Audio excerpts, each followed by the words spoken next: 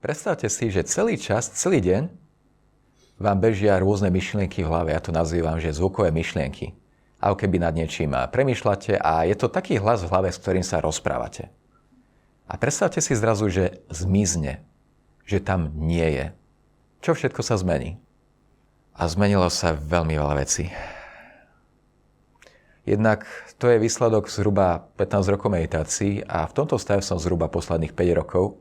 Môžem vedome si vypnúť zvukové myšlienky. Takto rádio v hlave.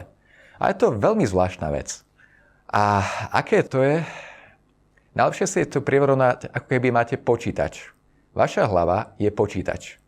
Beží vám tam rádio, ktoré zabera 90% výkonu.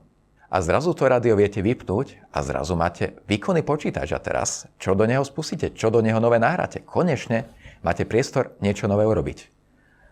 A tým pádom sa otvára svet netušených možností. Jedna z vecí, čo som si uvedomil, že zvukové myšlienky, teda ten hlas v hlave, je veľmi hlúpy. Dokáže myslieť iba na jednu vec naraz. Ale má pocit, že keďže myslí na jednu vec naraz, že to dokáže kontrolovať. A to najdivnejšie je, že keď sa vypne ten hlas v hlave, tak už si pripadáte v tej hlave, že je to ako Google. Ako Google, ako vyhľadávač. Zadáte otázku, ste chvíľku v tichu a príde vám odpoveď. Priamo riešenie v Exceli, vzorec z kódu. Alebo priamo ako niečo vyriešiť, ako nejakú vec posunúť, ako opraviť nejakú mechanickú vec. A vtedy sa otvorili dvere paralelného vnímania. Vnímať viacero vecí naraz. Je to fakt divné. Spolieham sa, že podvedomie to spraví, že to zavníma.